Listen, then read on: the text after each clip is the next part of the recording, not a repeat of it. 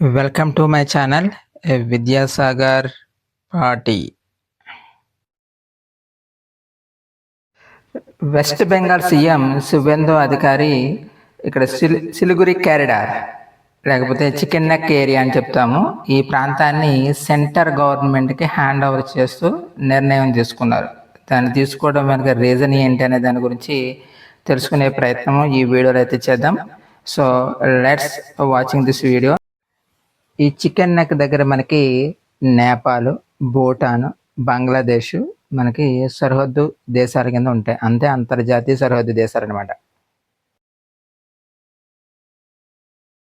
ఈ 22 కిలోమీటర్ల వెడల్పు కలిగిన భూభాగం మనకి చాలా ఇంపార్టెంట్ ప్రాంతము. ఎందుకంటే ఇది ఈశాన్య రాష్ట్రాల్లో ఉన్నటువంటి 7 సిస్టర్ స్టేట్స్ని కలపడానికి ఏకైక భూ మార్గం ఇదే. అంటే ఈ మార్గం లేకపోతే మనకి అక్కడ మనం ఏ విధమైనటువంటి గవర్నమెంట్ ఆపరేషన్ చేయడానికి మనకి దారి అనేది ఉండదు.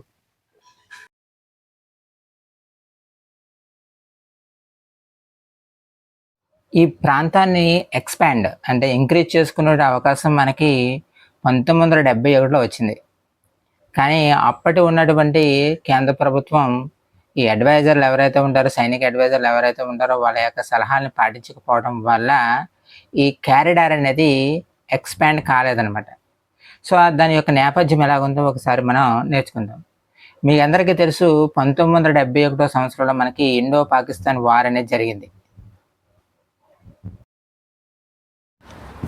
ఆల్రెడీ మీకు తెలుసు అప్పట్లో మీకు వెస్ట్ పాకిస్తాన్, నెక్స్ట్ మనకి ఈస్ట్ పాకిస్తాన్ అని చెప్పేసి పాకిస్తాన్ 2 భాగాలుగా ఉండేది. సో ఈస్ట్ పాకిస్తాన్లో జరిగేటువంటి అల్లర్లను కంట్రోల్ చేయడానికి, లేకపోతే అక్కడ ఉన్నటువంటి ఎలక్షన్లో నెగ్గినటువంటి గవర్నమెంట్ని రికగ్నైజ్ చేయకపోవటం వల్ల ప్రజెంట్ పాకిస్తాన్ తూర్పు పాకిస్తాన్ పైన సైనిక దాడి చేసింది.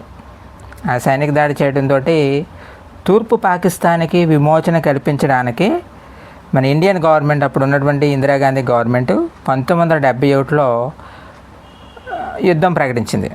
యుద్ధం ప్రకటించి కేవలం 15 రోజుల్లో మాత్రమే ఆ యుద్ధాన్ని కొనసాగించి దానిపైన విజయం సాధించి తూర్పు పాకిస్తాన్కి మనం విమోచన కల్పించి దాని నుండి మనకి బంగ్లాదేశ్ను ఫామ్ చేశారు. కానీ ఇక్కడ సైనిక పరంగా ఏం జరిగిందో ఒకసారి ఆలోచిస్తే 93,000 మంది పాకిస్తానీ సైనికులు ఇండియన్ ఆర్మీకి ఎదుట లొంగిపోయారు. అట్ ద సేమ్ టైము 4,000 మంది ఇండియన్ ఆర్మీ వాళ్ళు చనిపోయారు. కానీ ఈ 93,000 మంది సైనికుల్ని ఇండియన్ గవర్నమెంట్, అప్పుడు ఉన్నటువంటి ఇందిరాగాంధీ గవర్నమెంట్ ఏ విధమైనటువంటి కండిషన్స్ లేకుండా, ఏ విధమైన ఒప్పందం లేకుండా విడిచిపెట్టేసింది. అప్పట్లో కొంతమంది మేధావుల యొక్క ఆర్గ్యుమెంట్ ఏంటంటే, వెస్ట్ పాకిస్తాన్ దగ్గర నుండి పీఓకోని స్వాధీనం చేసుకుని ఈ సైన్యాన్ని విడిచిపెట్టండి అని చెప్పేసి కొంతమంది సజెషన్ ఇచ్చారు. కానీ అది కూడా పట్టించుకోలేదు. అదేవిధంగా రెండో సజెషన్ కూడా ఇచ్చారు. అదే ఏంటంటే సిలిగురి సో అప్పట్లో గవర్నమెంట్కి చెప్పిన ఇంకొక సజెషన్, రెండో కండిషన్ ఏంటంటే, ఇప్పుడు మనం ఏదైతే మాట్లాడుకుంటున్నామో టాపిక్ దేని గురించి, సిలిగురి కారిడార్ టాపిక్ గురించి కదా. సో ఇక్కడ సిలిగురి దగ్గర మనకి నేరో స్లిట్ ఉంటుంది. అంటే 20 నుంచి 22 కిలోమీటర్స్ వెడల్పు మాత్రమే ఉంటుంది. సో ఇప్పుడు మనం బంగ్లాదేశ్కి స్వతంత్రం రప్పించిన తర్వాత దానిలో కొంత భాగాన్ని మనం స్వాధీనం చేసుకున్నట్లయితే, ఏదైతే మనకు ఇప్పుడు సిలిగురి కారిడార్ ఏదైతే ఉందో ఆ కారిడార్ దగ్గర మనకి నేరో స్లిట్ ఉంది కాబట్టి అందులో కొంత భాగాన్ని, అక్కడ పైన బంగ్లాదేశ్ యొక్క పై భాగాన్ని కొంత స్వాధీనం చేసుకోవాలని చెప్పేసి అప్పుడున్నటువంటి అడ్వైజర్స్ లేకపోతే ఆర్మీ డిపార్ట్మెంట్ వాళ్ళు ప్రధానమంత్రి ఇందిరాగాంధీకి చెప్పినా కానీ పెద్దగా ఏమీ పట్టించుకోలేదు, దాన్ని తిరిగి స్వాధీనం చేసుకోలేదు. సో ఈ ఆపరేషన్లో అంటే 1971 ఆపరేషన్లో ఇండియన్ గవర్నమెంట్కి సంబంధించినటువంటి ఇండియా ఆర్మీ 4,000 మంది సైనికులను కోల్పోయింది. సో ఆ ప్రాణాలకి విలువ ఎంతో చాలా విలువైంది. కానీ మనం ఏ విధమైన భూభాగాన్ని స్వాధీనం చేసుకోలేదు. అటు వెస్ట్ పాకిస్తాన్లో ఉన్నటువంటి పాక్ ఆక్రమిత కాశ్మీర్ని కావాలని అడగలేదు. అదేవిధంగా ఇక్కడ మనకి సిలిగురి కారిడార్ దగ్గర ఈ బంగ్లాదేశ్ దగ్గర ఉన్నటువంటి ఈ చిన్న ప్రాంతాన్ని వెడల్పు చేసుకోవాలి అనేటువంటి ఒక ఉద్దేశము లేకపోవడం వల్ల మన ఆర్మీ చనిపోయినప్పటికీ మనకు రూపాయి లాభం లేకుండా, పైగా ఆర్మీ యుద్ధం అంటే మనకి ఖర్చే కదా! సో, మన ఇండియన్ డబ్బులన్నీ కూడా యుద్ధంలో ఖర్చు పెట్టాం. సో, ఈ విధంగా మనకి 1971లో అక్కడ పాక్ ఆక్రమిత కాశ్మీర్‌ని స్వాధీనం చేసుకునే అవకాశం వచ్చినప్పటికీ తీసుకోలేదు. అదేవిధంగా సిలిగురి కారిడార్‌ని ఎక్స్‌పాండ్ చేసుకునేటువంటి అవకాశం వచ్చినా కూడా మనం తీసుకోలేదు. సో, ఈ విధంగా మన సైనికుల యొక్క ప్రాణాలు, అదేవిధంగా మన ఇండియన్ యొక్క ఎకానమీ దెబ్బతినే విధంగా, అంటే యుద్ధంలో చాలా డబ్బు ఖర్చు పెడతాం కాబట్టి ఆల్‌మోస్ట్ మన ఎకానమీ అనేది తగ్గిపోయింది. అంటే ఏం జరిగిందంటే, మన డబ్బు పెట్టి బంగ్లాదేశ్‌కి స్వతంత్రం తెచ్చిచ్చాం. దాన్నే విజయ్ దివాస్‌గా కింద జరుపుతూ ఉంటారనమాట. కానీ బంగ్లాదేశ్ తర్వాత రూలింగ్ చేయడం మొదలుపెట్టింది. సో, చాలా కాలం వరకు మనకేంటంటే బంగ్లాదేశ్‌తో పెద్దగా ప్రాబ్లమ్స్ భారత వ్యతిరేక ప్రభుత్వాలు అక్కడ ఫార్మ్ చేస్తున్నాయి. సో, ఫార్మ్ చేసిన తర్వాత ఇప్పుడు మొన్న రీసెంట్‌గా 2025లో అక్కడ షేక్ హసీనా ప్రభుత్వం కూలదోయబడింది. కూలదోసిన తర్వాత బంగ్లాదేశ్‌లో ఎవరొచ్చాడు? మహమ్మద్ యూనస్ వచ్చాడు. ఈ మహమ్మద్ యూనస్ ఏం చెప్తున్నాడంటే, ఈ సిలిగురి కారిడార్ ఎంత 20-22 కిలోమీటర్స్ వెడల్పు మాత్రమే ఉంటుంది. అది చాలా చిన్న ఏరియా. ఆ చిన్న ఏరియాని కనుక మనం స్వాధీనం చేసుకున్నట్లయితే, ఎవడో వాడికి స్వాధీనం చేసుకునేటువంటి దమ్ము, ధైర్యం అయితే లేదు. కానీ చైనాతో కలిసి దానిని స్వాధీనం చేసుకొని, దాని నుండి ఈస్టర్న్ స్టేట్స్ అంటే ఈశాన్య రాష్ట్రాలని సెపరేట్ చేసి గ్రేటర్ బంగ్లాదేశ్‌ని ఫార్మ్ చేస్తాను అని చెప్పేసి మహమ్మద్ యూనస్ లక్ష్యం ఏంటంటే గ్రేటర్ బంగ్లాదేశ్‌ని ఫార్మ్ చేయడం.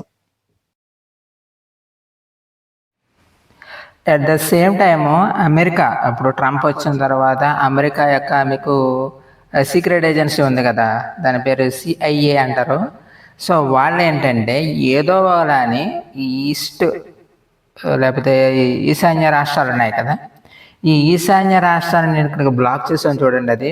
ఆ బ్లాక్ చేసినటువంటి ఏరియానంతటిని కూడా సెపరేట్ చేసి ఒక కొత్త దేశాన్ని ఏర్పాటు చేయాలి అనేటువంటి ఆలోచన అమెరికాకైతే ఉంది.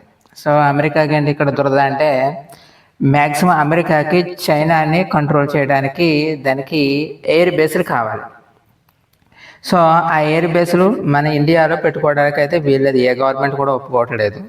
కాబట్టి ఫస్ట్ మనకి ఇక్కడ పాకిస్తాన్‌లో అమెరికా ఎయిర్ బేస్‌లున్నాయి. అదేవిధంగా ఈ కింద సైడ్ అంటే బంగ్లాదేశ్ సైడ్ కూడా ఆళ్ళకి ఎయిర్ బేస్‌లు కావాలి కాబట్టి, ఆ ఎయిర్ బేస్‌లని నిర్మించుకోవడానికి ఈ 7 సిస్టర్స్ ఏవైతే ఉన్నాయో, ఆ 7 సిస్టర్స్ ఆ సిలిగురి కారిడార్‌లో ఉన్నటువంటి కొన్ని అక్కడ ఏదైతే రాష్ట్రం ఏదైతే ఉందో ఆ ప్రాంతాన్ని స్వాధీనం చేసుకొని, అంటే యుద్ధంలో ఆ ప్రాంతాన్ని సెపరేట్ చేసి ఒక కొత్త దేశాన్ని ఏర్పాటు చేయాలని చెప్పేసి అమెరికా యొక్క ప్రతిపాదన కూడా ఉంది. సో, అది సిఐఏ అనేది ఇంటర్నల్‌గా దానికోసం వర్క్ చేస్తుందనమాట. సో, ఇవన్నిటిని మన సెంట్రల్ గవర్నమెంట్ గమనిస్తూ వచ్చింది. సో, ఇప్పుడు నేను చెప్పినటువంటి అనాలిసిస్ ప్రకారం మీకు ఈ చికెన్ నెక్ ఆ కారిడార్ ఏదైతే ఉందో, సిలిగురి కారిడార్ ఏదైతే ఉందో, ఆ కారిడార్ ఎంత ఇంపార్టెంటో మీకు అర్థమై ఉంటుంది. సో, ఇక్కడ ప్రెజెంట్ వచ్చినటువంటి వెస్ట్ బెంగాల్‌లో ఉన్నటువంటి డబుల్ ఇంజిన్ సర్కార్ ఏదైతే ఉందో, అది ఈ ప్రాంతం అంటే 125 కిలోమీటర్స్ రేంజ్ ఉంటుంది. ఈ ప్రాంతాన్ని అంతటిని కూడా సెంట్రల్ గవర్నమెంట్‌కి హ్యాండ్ ఓవర్ చేసింది. ఈ హ్యాండ్ ఓవర్ చేయడం వల్ల ఏమవుతుందంటే మొత్తం ఆపరేషన్స్ అన్నీ కూడా సెంట్రల్ గవర్నమెంటే చేసుకుంటుంది దీని మీద.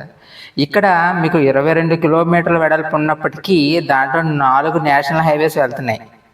అదేవిధంగా రీసెంట్‌గా అక్కడ సెంట్రల్ రైల్వే మినిస్టర్ అక్కడ ఒక అండర్ గ్రౌండ్ రైల్వే టన్నెల్ నిర్మిస్తామని, అది ఈస్టర్న్ స్టేట్‌లతోటి కనెక్టివిటీని పెంచుతుందని చెప్పేసి ఆయన కూడా దాన్ని అండర్ గ్రౌండ్ రైల్వే టన్నెల్స్‌ని నిర్మాణం అనేది కొనసాగుతుంది. అదేవిధంగా బోర్డర్ అంటే బాగా తక్కువ నారో స్లిట్ కాబట్టి ఆ ప్రాంతంలో మొత్తం అంతా బోర్డర్ సెక్యూరిటీ ఫోర్స్‌లోకి వెళ్ళిపోతుంది. మొత్తం అంతా కూడా ఆ ఏరియా అంతా కూడా ఏంటంటే ఆర్మీ కంట్రోల్‌లో ఉంటూ, సెంట్రల్ గవర్నమెంట్ ఆధీనంలో ఉంటూ, ఏ విధమైనటువంటి ఇక్కడ బంగ్లాదేశ్‌కి అయితే మన మీద దాడి చేసేటువంటి ఎఫెక్ట్ అయితే దాని దగ్గర అయితే ఎఫెక్ట్ అయితే లేదు. కానీ ఇతర దేశాలతో కలిసి ఇదివరకు మన చైనా దొంగ దెబ్బ తీసింది. పాకిస్తాన్ కూడా దొంగ దెబ్బ తీస్తూ ఉంటుంది. అలాంటి జరిగినప్పుడు భద్రతాపరమైనటువంటి ఎయిర్ బేస్‌లు సపోజ్ మీరు చూసారనుకోండి, నేషనల్ హైవేస్ మీద కూడా జెట్ ఫ్లైట్లను దింపే విధంగా అక్కడ ఉన్నటువంటి 4 నేషనల్ హైవేస్ ఉన్నాయి. ఆ 4 నేషనల్ హైవేస్ మీద కూడా మనకి ఈ ఫైటర్ జెట్స్ని దింపే విధంగా ఆ నేషనల్ హైవేస్ని డెవలప్ చేస్తారనమాట. అదేవిధంగా రైల్వే కనెక్టివిటీని పెంచుతూ ఉంటారు.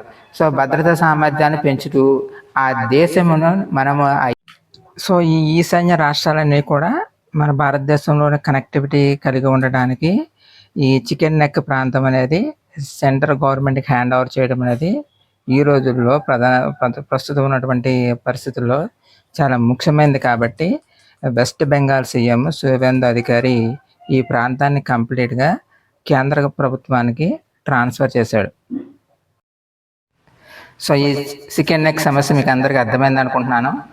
సో ఈ ఛానల్ని సబ్స్క్రైబ్ చేయండి, లైక్ చేయండి, కామెంట్ చేయండి, షేర్ చేయండి. Thank you for watching this video.